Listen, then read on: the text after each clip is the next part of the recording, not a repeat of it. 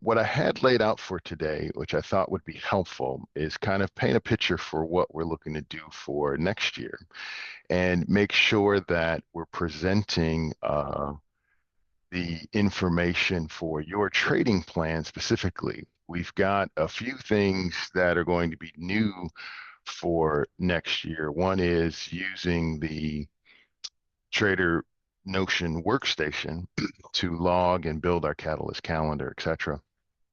But I want to make sure we're all on the same, what I would call placemat as to your development in 1 year, in your first year of trading. And the idea is, what is that pathway to profits? Many of you have come from prior trading experience.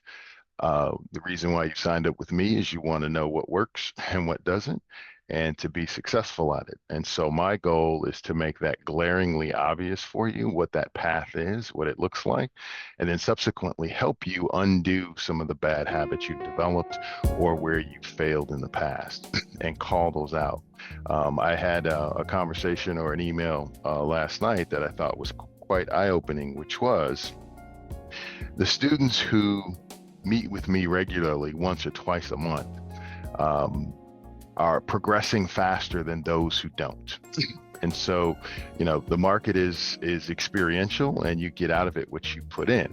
And so, there may be some thought processes that are affecting what you think is important and what isn't, but spending time with me and making sure you're seeing charts the way I see charts is critical for you being able to see the market. And I think you'll see it in this trading plan and the layout that we'll go through.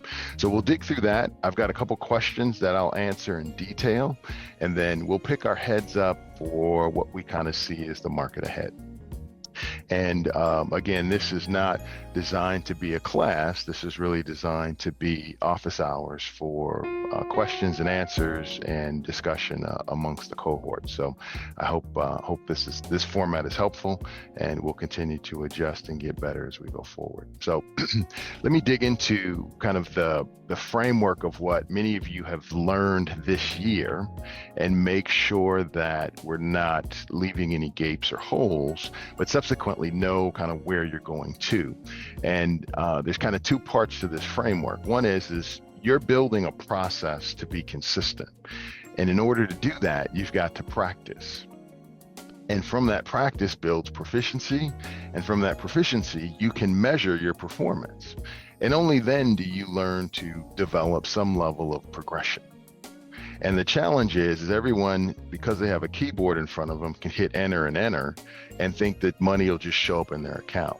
And I say that with a twisted lip, in the sense that everyone says, no, that's not how I think about it. But when you look at your behavior and you look at what you actually log and do, that is what you're doing to a certain extent. And so I want to put a very succinct and methodical framework in front of you that you can check the box to make sure you're progressing correctly. And that is this 1-year trading plan. And the goal is to be able to line out and understand what level you're at, right? From a process perspective, because to be consistent in the market, you have to have a methodical process, because emotions and greed will take over. And so the first part of this is you have to be able to see the market correctly in order to then trade the market and then order to scale. Now, everybody wants the money. They want the big home runs. They want to chase the melt-ups like we had on Friday. But you've got to put the correct things in order to enable those results to show up consistently. Not just once, not a couple of times, but you measure your performance based on what you do in 100 trades, not one trade.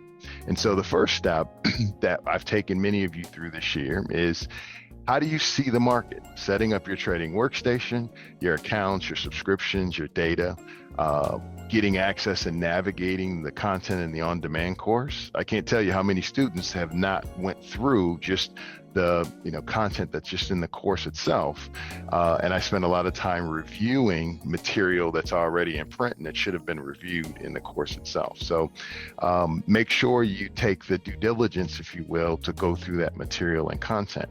But many of you should have your workstation set up. You're at different levels. Some of you haven't gotten IBKR up and running yet, and that's fine.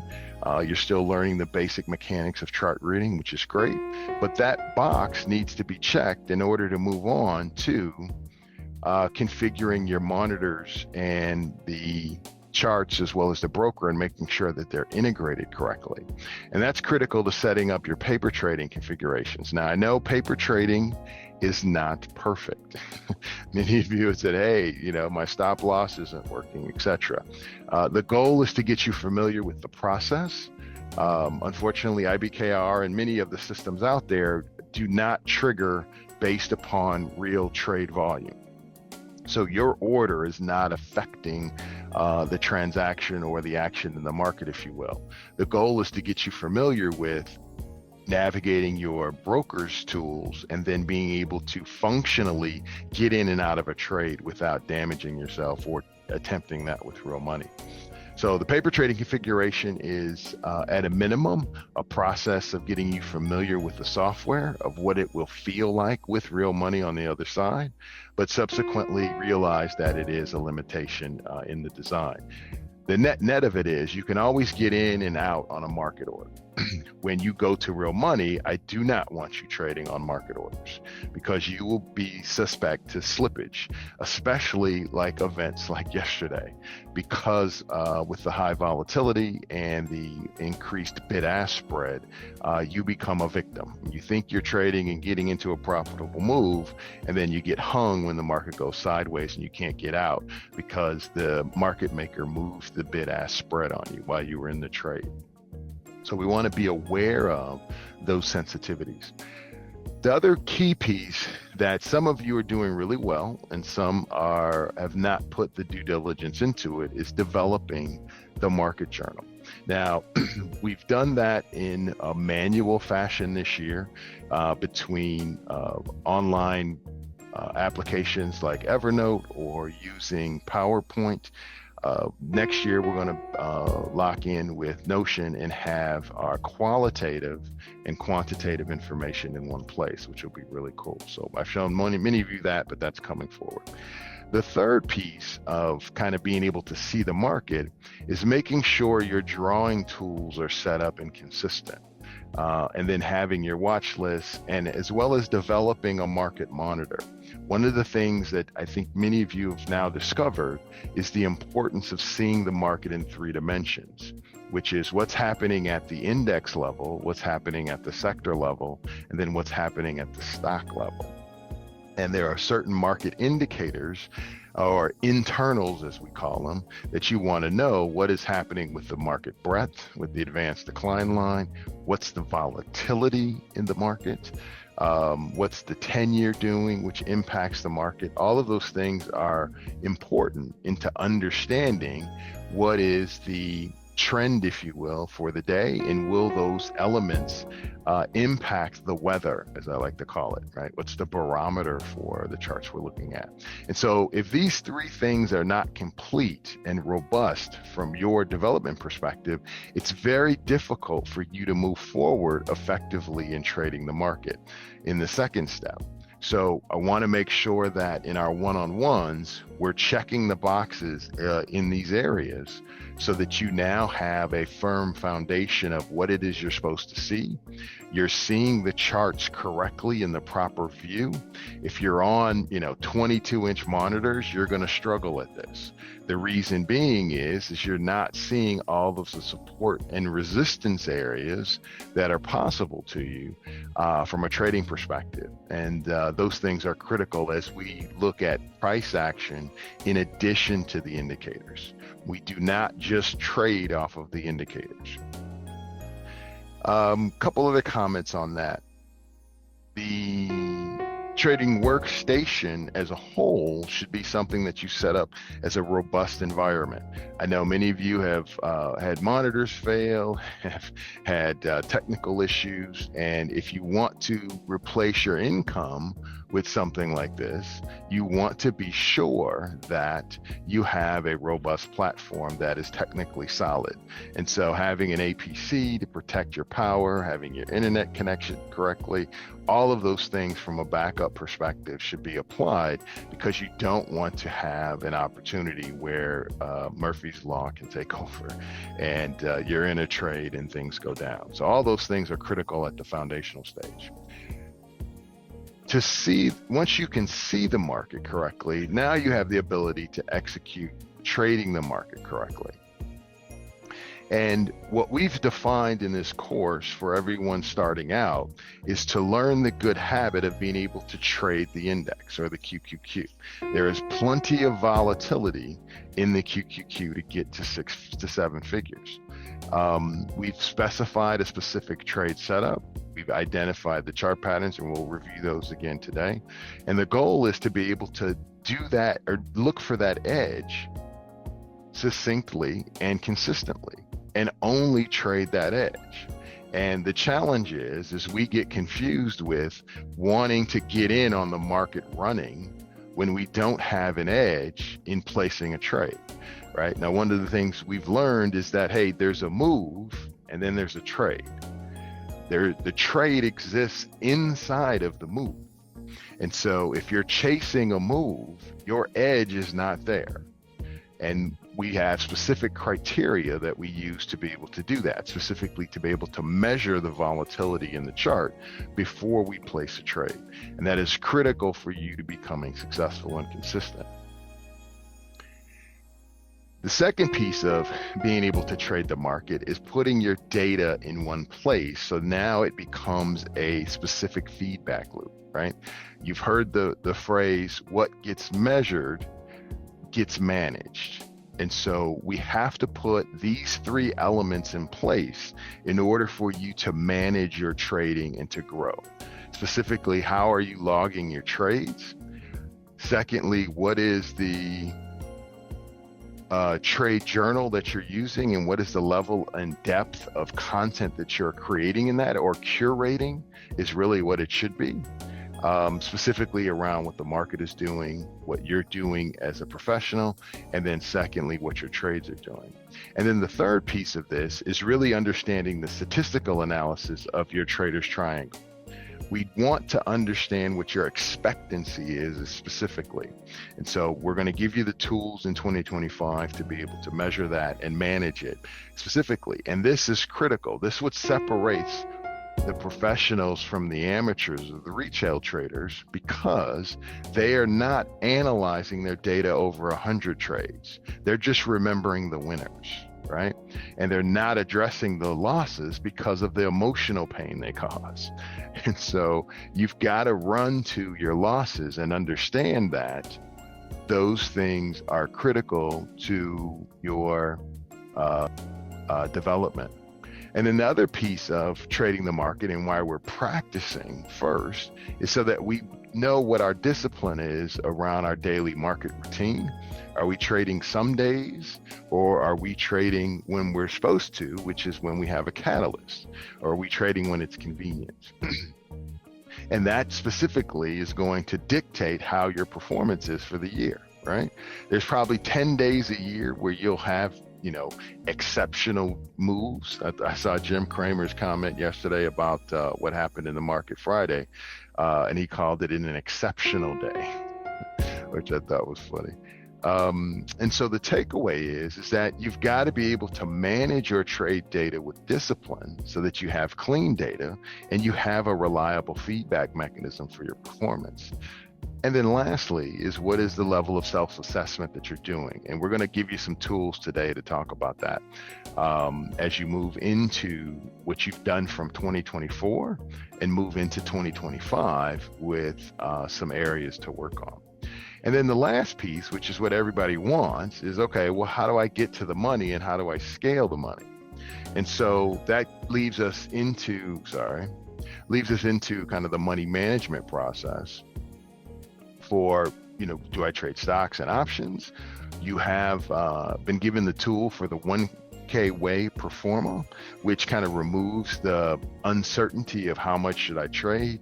How do I compound? How do I consistently use my leverage? And then what are the trading tactics we're going to use within the 1K way?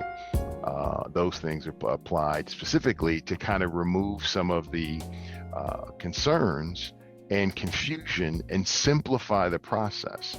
Trading should be very, very boring, right? It's exciting when the money shows up, but the process and the system should be very boring on a day in, day out basis. And so we want to be able to make sure we have a effective money management system that is not based on emotion or greed and allows us to be able to trade accordingly. And so as we look at trying to master this, we want to figure out what is the way that we grow from paper to real money. What's the logical process and incremental process to take us from plateau to plateau, so that we're not, using a gym example, are we lifting more than we can hold, right? Or lifting too much weight. The other part of it is we want to make sure we're consistent in building our financial flywheel, so that when we do trade, we're effective and we're using the proper leverage to grow our accounts. The one thing that I've seen a lot of traders do, and I've done it in the past as well, is when we get into the term funk has been used lately, of where we're having, we're missing trades, we're not performing well. And because of that lack of confidence that comes, you start messing with your trade size. And you say, oh, well, I'm just going to trade 5 contracts, when your trade size should be 10 or 12, right? Where you're at on the 1K way performance. And that ends up having or becoming a double negative against you, because when you're right, you're not applying the right leverage and growing your account like you're supposed to. And so that hesitancy or inability to follow the process inhibits your financial flywheel. And that really gets us into digging into or getting under the hood of what is your expectancy in understanding your data and how you're truly performing. I can't tell you how many traders I've talked to over my career who think they know their trading performance, and they can't tell me their average loss, or they can't tell me what their batting average is, because they don't log it. And they're, well, last month I logged it, but this month I don't know, right? And that lack of consistency, and then you are dependent upon your broker's tools to tell you how you're doing. I have a rude awakening for you. Your broker's tools are not incented for you to make money. They're incented and they're built to help you trade more, not become more profitable. And so hence why we have to use specific tools that we do within Time Freedom to be able to move forward with that. And then the last part of this is really the most important, is putting in place the proper mental models with your mindset and being able to address loss aversion. We talked about last Sunday in class the specifics around the best loser wins and what are the dynamics that we need to understand and look into our analysis of how we address losses, because the smallest loss is the best loss, and they are a cost of doing business. And we as humans have loss aversion, or we are physically built to be able to avoid pain. And you have to get your head around how you respond to that, and then dig into how you trade around that behavior. And lastly, you can assess how you're approaching trading as a professional or an amateur. And there are specific criteria that you want to look at in your behavior and self-assess and saying, hey, what are the amateur traits that I'm doing and how do I correct those?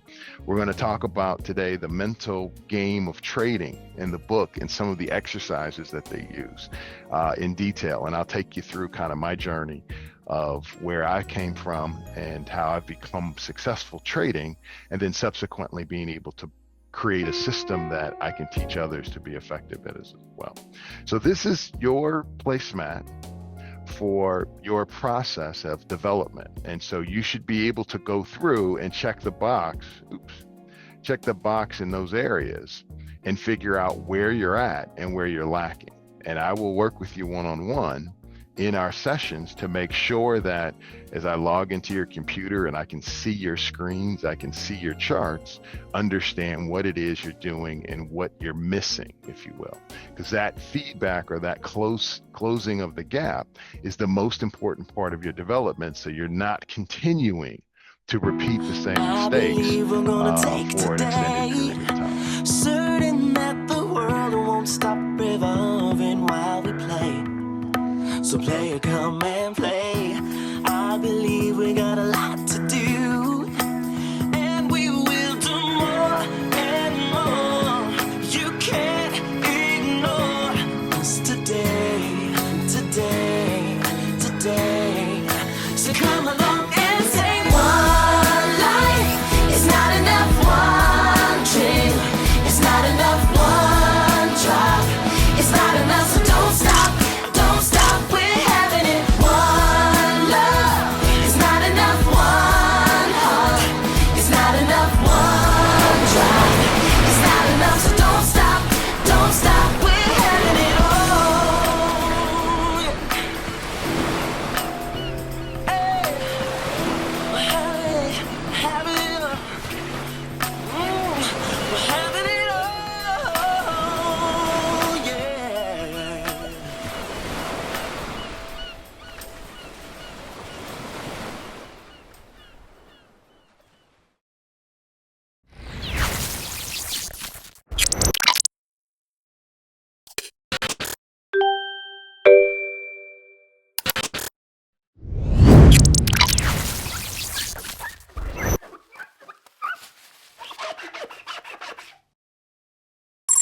The following is a required advisement of our legal disclaimer.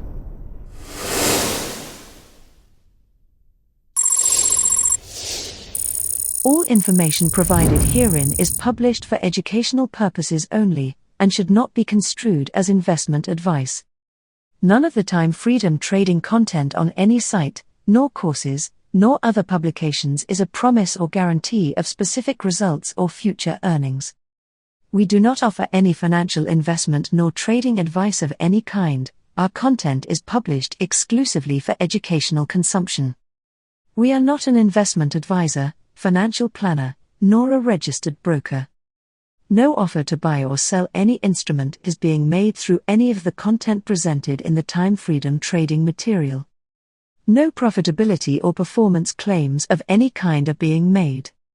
Trading in any manner is a high-risk, speculative activity. It is strongly advised that you consult with a registered investment advisor prior to making trading or investment decisions. Past performance is not necessarily indicative of future results. We make no profitability nor performance claims of any kind. All information is published for educational use only. We do not purport to tell or suggest which securities customers should buy or sell for themselves. Our owners, employees, subcontractors, colleagues and/or affiliates may hold positions in the stocks, currencies or industries discussed herein. You understand and acknowledge that there is a very high degree of risk involved in trading. It should not be assumed that the methods, techniques, or indicators presented in these products will be profitable or that they will not result in losses. No representation is being made that any account will or is likely to achieve profits of any kind. Generally, expected retail trader results are that all traders lose money and do not become profitable, regardless of the training they receive. Trading is a high-risk speculative activity and there is significant risk of financial loss involved. Trading involves a substantial degree of risk and may not be suitable for all investors. It is strongly advised that all attendees of time freedom trading courses practice the concepts taught through paper trading, and trade in a simulated trading environment only using a demonstration account where no risk of live capital may be incurred.